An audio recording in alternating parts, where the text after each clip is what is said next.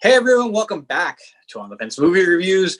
I'm Adrian, joined by my co-host Rob, and this is another edition of Real Talk.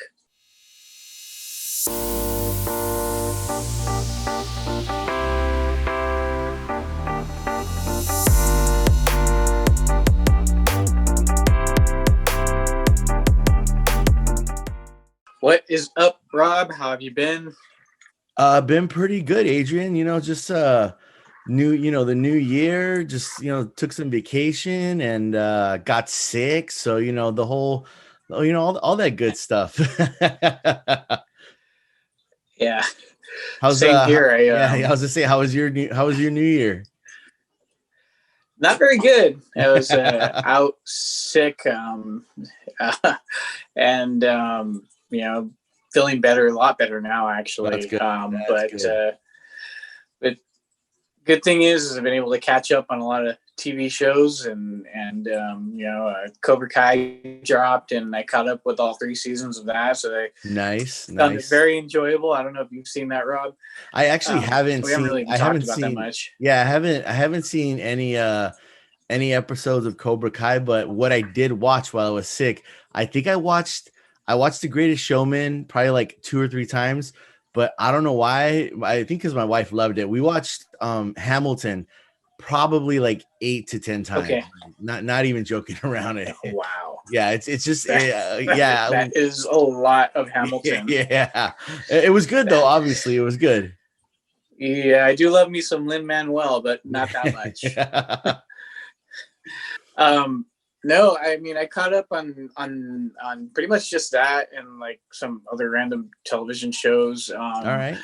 But the one that, we're here to talk about today, WandaVision, which just dropped over this past weekend and dropped the first 2 episodes. I know it is tied into the MCU universe with the characters Wanda and Vision, and it kind of I don't want to say picks up where it left off, because it is a little bit, it's kind of hard to describe at the moment, but yeah. You know what, why don't we just talk about it right now? And you know what, and this is forewarning, we're going to talk a little bit of spoilers here, so if you haven't seen it, maybe you might want to skip forward a few minutes, but if you have seen it or you don't really care to be spoiled, why don't you sit here and join us. Rob, what were your thoughts of WandaVision? What were your thoughts of this show, the first 2 episodes, and how you feel about it? All right, let me get into this. So I did enjoy it. Maybe you have, I don't know, but I grew up watching, the old black and white sitcom shows with, the crowd, the live audience and excuse me, and all that stuff. I grew up watching that stuff with my grandma and my mom. My mom, loved I Love Lucy. My grandma would watch, like Dick Van Dyke. So I did enjoy that kind of aspect of WandaVision. To full on like say whether or not I love it or don't like it is very difficult at this point, because as opposed to these old sitcoms, like I Love Lucy or Three's Company or insert sitcom there, there's no hidden agenda. You're getting an episode and that's kind of the episode. But with WandaVision, there's a lot of secrecy in the episode, and you kind of don't know what's going on. There's little things, a lot of Easter eggs that some of us who maybe don't know too much as far as Marvel's comic book may not catch these Easter eggs, and that kind of is gonna, I guess it might bring me to a negative thing, whereas I feel like and I'm not I have no means whatsoever am I like saying I don't like it for this reason, but I feel like it was a little bit of like, okay, like maybe I'm taken out a little, because there are Easter eggs that I just don't get. Like I had to look up, there was a symbol, I had to go look that up, and I didn't know what it was, but everyone was talking about it. So I was like, I want to know what's going on. Just little stuff like that, where I feel like it's very, if you don't know, then you're going to have to do some research. But overall, I am enjoying the 2 episodes that we did see. I'm getting people that I've talked to and listened to say their opinions about it, they're saying like kind of like a I Love Lucy kind of vibe, and honestly I don't even get that feeling from it, with the exception of what's her name, I think it's Agnes, the kind of the Wanda's Agnes, friend. Yeah, she gives me a definitely like an Ethel vibe, but the whole show kind of more reminds me of like a Bewitched or like a I Dream of Jeannie cross with like a Dick Van Dyke kind of show. So I am enjoying so far. I am enjoying it. There are a few little things where I'm just like, I don't get that. And one thing I will say that it was a negative for me, the runtime, it says 30 minutes, but like 7 it's minutes, actually like 20. Yeah, 7 minutes, like 7 to 8 minutes of like credits. Yes, so you're really only getting like a 20-minute episode, and that's the kind of the only thing that I'm little like, when I seen that, I was just like, oh, that kind of sucks. But overall, I am liking it so far. Obviously, like I said, there's stuff shall be revealed and more plot lines open. So I don't know, what did you think, Adrian? Well, I enjoyed it. I enjoyed it for what it was. Okay. But at the same time, being an MCU fan, I'm not going to pretend that I know everything about the comics, because I don't. Right. I never really grew up reading Marvel comics. I'm more stuck with like Batman and Superman, those comic books. Mm-hmm. But I never really followed the Marvel comic books, so I can't even pretend to know all the little Easter eggs. So I'm just going off of what I know about the MCU and what. And much like you, Rob, I grew up watching I Love Lucy, Dick Van Dyke, even the other ones like what you're saying, like Bewitched and I Dream of Jeannie and those sorts of things. And what I know about television history, I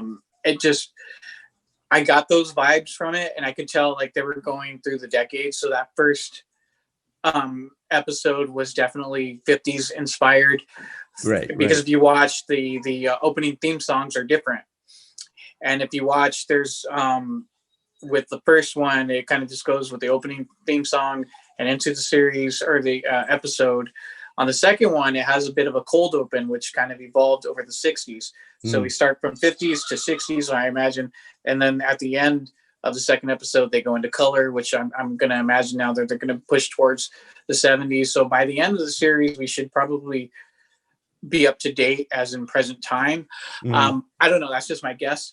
But yeah, overall, I think there's not a whole lot to go off of right now. There's like one or two little Easter eggs, and that's it, because each episode plays pretty much like a sitcom, like a goofy little, most of them, they're very episodic. They have like with I Love Lucy, Lucy gets herself into trouble trying to figure something out. And in the end, they kind of have their resolution. Right. And that's kind of what happens in that first episode. They don't know, they can't remember what that anniversary was for. I'm pretty sure that heart with the 23 probably has a bigger meaning and might come back to it, but it was something like, oh, there's an anniversary, my boss is coming over for dinner and she doesn't have anything in the refrigerator or prepared. So like what you're saying, you referenced the character Agnes brought in all this food, and it was like very comical. Yes. And so that was fine. And then you had the second episode, similar. They had the whole little fundraiser for the children, and so for the children magic show, and that was actually my favorite part out of the whole 2 episodes, was that whole magic show that they had going on, and Vision was kind of like almost like a drunk and like a drunken a drunken magician and couldn't get anything right, and so that was pretty funny. And then it plays like that. So it's really not until the very end of the second episode where we start to see little glimpses of stuff. So you see the guy crawling out of the sewer manhole with like basically surrounded by bees. And then she's like, no, or something like that. And then it just kind of rewinds and it goes back to the moment just before they go outside where they hear that loud thud. And then those little things that she's finding, right? Like the helicopter that's in color, right? Or I forget the character's name that puts her hand on glass with the radio that kind of explodes a little bit. It's it's calling out to Wanda, who's doing this to you? Who's doing this to you? So those little things, but it's very, very quick. And so I feel like they're kind of banking on you knowing about the MCU and already being a fan, because if you were coming into I would say if you're coming into the MCU and into WandaVision blind, have no idea what anything is, and you're watching it, you may not be intrigued to watch the next episode. That's just the way I feel about it. It's not on its own, it's not very good, but because we have a background knowledge of these characters, and we know because it's the MCU, so we know that there's something bigger going on, that, you know, something's gonna be revealed. And so I'm like hesitant to say like, oh, this was so great, but I mean, it's interesting. I'm intrigued by the way they're doing it because it's original, so I can appreciate that. But at the same time, I'm like, I want a little bit more. So I imagine by the third episode, we're gonna get something much bigger. And that's kind of, I feel the same way. Just because I want to judge these 2 episodes on their own individually, but at the same time, I know I can't, because it's Marvel, and we know Marvel is not. This is not this. These episodes, this show WandaVision is not just going to be by itself. I feel like, and I've heard other people say it, this is probably going to tie into I think Doctor Strange 3, because Wanda is in Doctor Strange 3. So I feel like, they may start playing around with the multiverse and different dimensions and stuff like that. So I keep that in my mind, and I'm just like, okay, so I cannot truly judge these 2 episodes on its own, because it's almost like I was, there's a 2-hour movie, and I've only been given 20 to 30 minutes of this movie, so I can't really form a solid opinion. But what I'm seeing, the silliness of it, just the callbacks to like old TV, I'm enjoying it. I like it. And I'm definitely excited to see the next episode. The way episode 2 leaves off, I'm excited to see episode 3. And I trust Marvel. They haven't really had a misstep, at least in my opinion, when it comes to their properties and their movies. So I think they're gonna do right, and it's gonna, at the very end, it will lead to something bigger. Yeah, for sure. Did you happen to catch the Hydra logo on that second commercial? Wait, I seen I don't, the one with the on the second episode with the watch. Yes. Okay. Yes. That without his Strucker. Yeah, that's what I was gonna say. Yeah, the watch thing is what I was thinking about. But yeah, that, yes. Yeah, and I didn't catch it the first time I watched. What's that? Oh no, I was just saying. See, there's all these little Easter eggs in it. Yeah, I didn't catch it the first time, but the second time I watched it, the episode, I was like, oh, look, it's I didn't realize it right away, but I noticed that the little logo was the Hydra logo. Yeah. And I think that they said, and after I looked it up, and there was a name, I guess that name Strucker is a reference to a character that was at the of was it Civil War or well, not Civil War, but Winter Soldier. Yeah, I think it was Winter Soldier. You remember the Easter egg, the after credit scene where it shows Wanda and Quicksilver in that little testing facility, right? And I guess that character's name was Strucker. So like I think that's a reference to that, and I don't know how they're going to plan on tying that into it. But one of the interesting things that I noticed about both of the little commercial parts of the episodes is they kind of have like that beeping or ticking noise, like almost like it's a bomb or something that's about to go off, like with the toaster, how it starts beeping faster and faster and faster, and then just and then the same thing with the watch where it just click click click click click click click, and then nothing happens. But I'm sure that has to have some sort of meaning, like something's about to go off. But like I said, there's little Easter eggs that, like, if you're a fan of the MCU, you're gonna catch, and But overall, I think it's an interesting concept, and I can appreciate what they're doing. But I think I want a little bit more, and hopefully we get it in the next episode. Yeah, and I think that's something that probably it goes back to one of my negatives is we're only getting really 20-minute episodes, so you can't really do too much. And I get, like, the old TV shows weren't an hour long; they're typically a half hour, and they're kind of sticking to that format. But that goes into one of my negative things. Not so negative I don't want to watch, but it is only 20 minutes, so you only can put so much into 20 minutes when we're used to 45-minute episodes. But yeah, so anyways. For sure. Well, speaking of the MCU, there was some news that dropped, and as I did more research on it, it may or may not be true, but I want to get your thoughts on it, Rob. Is Chris Evans is in talks to reprise his role as Captain America, and but like I think later that day after it had gone, it had started trending, was I think Chris Evans tweeted something like, "Oh, that's news to me," and so. But there are rumors out there from some reliable sources, and Deadline is the one who reported the news. So, and they're pretty reliable with their sources. So, Rob, what are your thoughts on Captain America possibly returning? And if he does, what do you think his role may be? You know what? So, I'll try and make this quick. I do a lot of research when it comes to just different stuff I don't know about.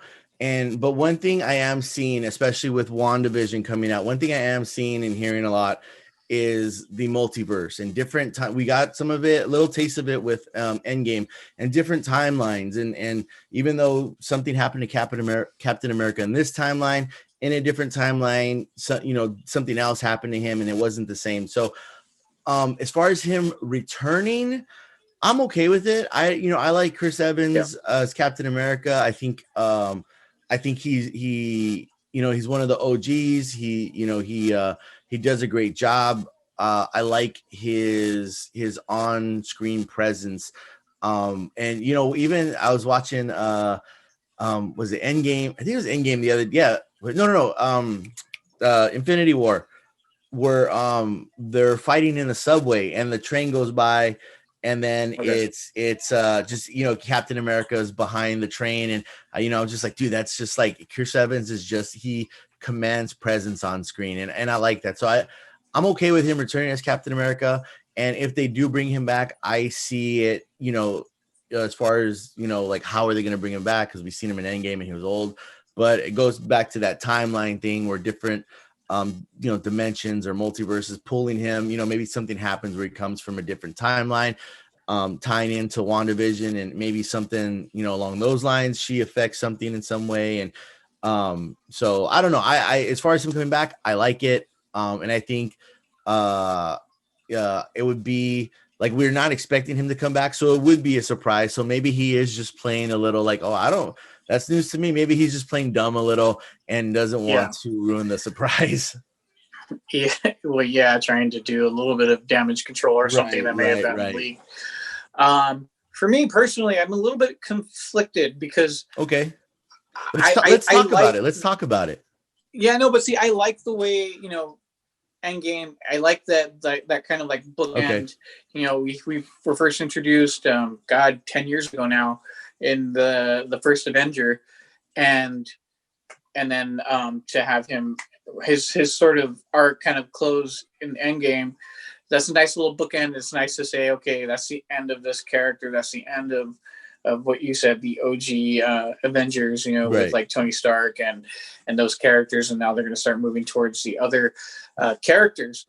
But at the same time, I'm like, okay, but if they start like, okay, we're going to bring him back as another young Captain America or whatever, I might not be so down with that. But however, I'm kind of okay with him as like kind of being a mentor to the new Avengers, like kind of giving his opinions on certain things, or that's like a guy they go and seek counsel from or whatever.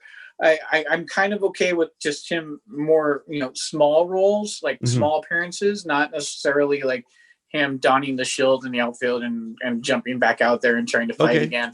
Yeah. As old man Rogers or whatever. Now, whether or not I think maybe again, because in one of the articles that I was reading, they were talking with Anthony Mackie, who plays Falcon, and he was saying something like, because they were asking him possibly of a return of Captain America or him becoming Captain America, and he was like, well, he's like, if you notice at the end of Endgame, he's like, I never actually accepted the shield. And if you always notice with a lot of our productions, there's always a leaked photo of like, hey, here's a new uniform. Here's this character in that outfit. And he's like, have you ever noticed there hasn't been any of that with me or my character in the Captain America outfit or with the shield? So he's like, you never know. He's like, because with this, you never know what may be happening. So anything can happen. So again, I don't know if that's just a little tongue in cheek, being like very like, well, hey, you never know, he may come back. But knowing that he probably ever won't. But I don't know. I mean, you can take that with a grain of salt. I don't know. I think there's a possibility of what they may do. But for me, I'm like, okay, if they bring him back, like I said, mentor role, or even. And actually, Anthony Mackie said this in the interview, saying, it has to make sense. And I think that's where I feel. It's like, even if there's a multiverse and there's like a alternate universe type Captain America, but it's also played by Chris Evans, I'm fine with that. But it has to make sense, and it has to service the story, not necessarily the character. It has to make sense with the story. Otherwise, like what he says in that interview, it was that it just becomes a cash grab. Where you're just throwing that character out there because people are going to go buy tickets to go see him, right? And so I don't know. I mean, I guess that's kind of how I feel about it. Okay. But no, definitely. As you were saying that, I thought that would be a perfect, something perfect for him to do. Is, I mean, I'm not saying Shield because we know Shield, what happened to Shield, but maybe some other organization comes in and Captain America, Steve Rogers decides, hey, I'm gonna go in there. So what happened to Shield, doesn't happen again with Hydra, infiltrating them. Maybe he goes in there and he becomes in charge, or maybe like a new Nick Fury or something, where he's just kind of, you see him once in a while and he's giving advice, or, hey, you guys got to go on this mission. I think that would be a really cool, like you said, old man Rogers, a really cool role for him to kind of have, shows up 5 minutes, every other movie, and, says, go do this, or we need this done. And I think that would be a very interesting and cool role for him to have. And not like you were saying, it still bookends Captain America, but gives him a little something to do on the side. Yeah, for sure. All right, so I guess this is just going to be an MCU filled episode, but there's another character that I want to talk about that Kevin Feige just announced about a week ago, who will be a part of the MCU, and that is Deadpool 3. And he will be introduced into the MCU, and it will be an R-rated film. Rob, how do you feel about an R-rated Deadpool being added into the MCU, and how do you feel it will work? Here's the thing, is I am okay with it. Obviously, Deadpool, you just said it, it's going to be rated R. So I was more worried when Disney took over what they were going to do with, like Deadpool. They're kind of their more adult properties. And as far as Deadpool on his own, if they're going to keep it, the continuity with Deadpool and just, the merc with the mouth kind of thing, I'm okay with that. I'm glad. Good. No issues. I like Deadpool. But here's the thing, and it's not a negative thing at all.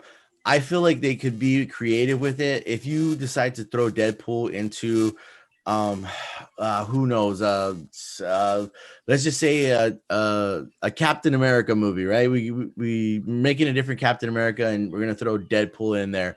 I think they can be creative with how vulgar and how violent and they let Deadpool be, even if it's just some way to, he's cussing and it bleeps it out, or he says something and kind of cuts, or, a punch happens, or I feel like they can be pretty creative with it. And in turn, I think it would be pretty funny to see that. It just reminds me, I just thought in my head right now of Happy Gilmore when he's on the when he's on the he's on the TV and they tell him no cursing on live TV, and you just hear the beep beep beep beep. I see things. You play it where it lies.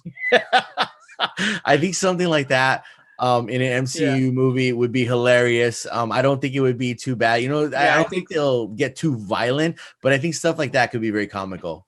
I think the interaction, the kind of like the, you can't do that or you can't say that and all this other stuff, and I think that could be very interesting and creative and funny and unique. Question though, did you happen to watch Deadpool 2, the second one? But do you remember when they did the re-release for Christmas? It was like the family version. Did you happen to watch? Oh that yeah, one? no, Like I didn't. Yeah, no, I didn't see that one. I heard stuff about it, just as far as like I didn't watch that one, and I was gonna ask you if you had watched it. Did you feel like it worked? Because obviously, when it's PG-13, you kind of have to not say like certain words and can't cuss, and no violence things, and there's only so much violence that you can show. Right. So I was gonna ask if you felt that it worked. But anyway, for me, if they make it work, where they're, because obviously of the recent Fox Marvel properties, Deadpool was obviously the most successful. And so, obviously, Kevin Feige is not a fool to that. He knows that they can make money off that, and they need to make money off that so they have to continue it. And he knows it has its audience, so he knows that if we kind of dumb it down or make it PG, whatever, he's going to lose some of that audience. So the whole thing about Deadpool is being that R-rated character. So how they fit that in, I don't know. Will it work? I think it can, and I think it will, because I think you have smart enough people behind it that will make it work, much like what you're saying, kind of like doing those little like goofy gags that will make it work. And I think, fitting him with an Avengers movie, would be really hilarious. And I think, him trying to like do his own little thing and all of that, I think would work great. And I think Ryan Reynolds just hits it out of the park. He gets the fill of Deadpool. Yes, he does. So it works. But anyways, we'll see. So I guess one more thing we want to talk about really quickly, because we have a few minutes left here, is favorite movie, or not favorite movies, but like, what are you looking forward to seeing? I know like theaters haven't really opened up yet and stuff, and things are going straight to digital and whatnot, but is there anything on your list for this year? I know this year's just started. We're still in January. What are you most looking forward to in 2021? I wrote down a few movies that I just am like, I can't wait for this movie to come out. HBO just showed like a clip. I was watching football yesterday, and HBO just kind of showed a clip.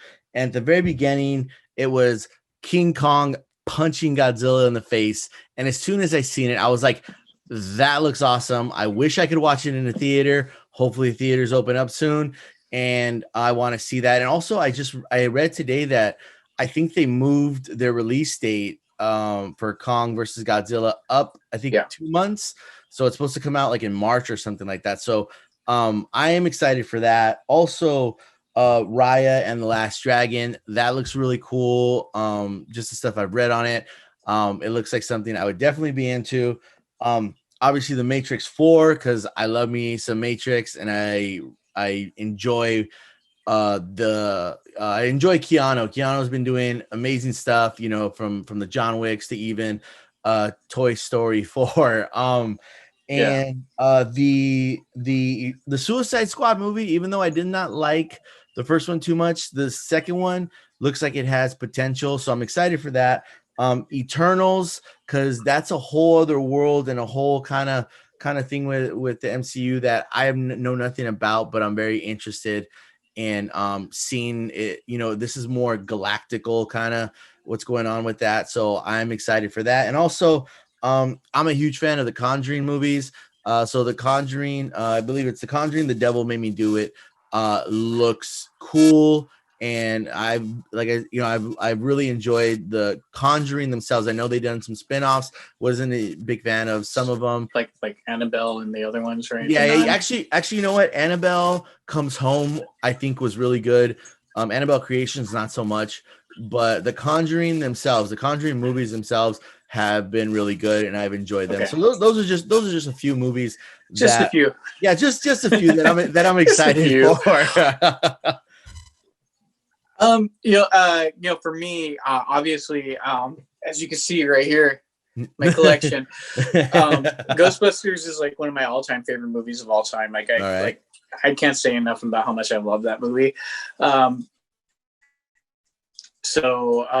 I read an article today in Empire. It's a very short article, but I guess Jason Reitman screened the new one, Afterlife, for his dad. His dad is Ivan Reitman, the director of the original Ghostbusters, and they said that at the end of watching it, Ivan Reitman was brought to tears because of how good it was. And so I'm going to take that with a grain of salt, because I know like that it's his son and like all that other stuff, but I'm very cautiously optimistic. But however, I do feel, because it is Jason Reitman, because he is that close to the franchise, and because I think he understands it a little bit better than Paul Feig did. I feel like it's going to do a lot better, especially after just seeing that first trailer.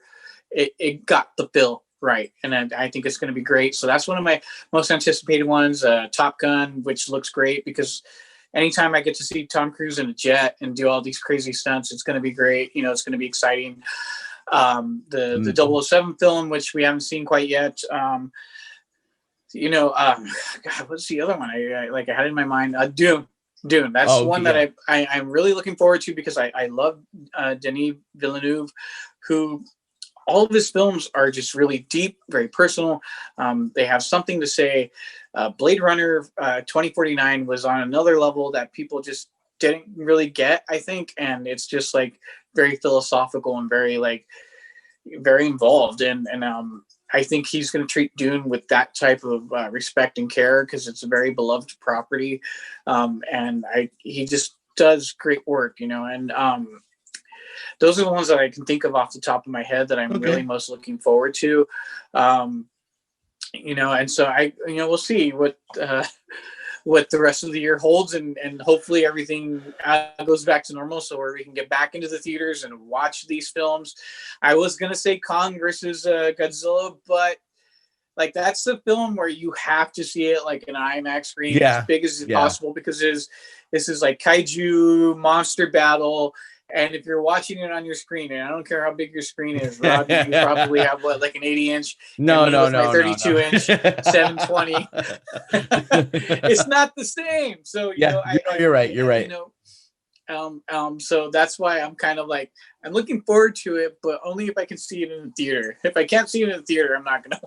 Well, I'll watch it, but I'm not gonna like be that excited about it. Oh yeah, no, I completely agree with you. I recently just watched Godzilla, King of the Monsters, and at home, and not the same as when I watched in the theater. So definitely theater experience over watching it at home. But yeah, for sure. All right, guys.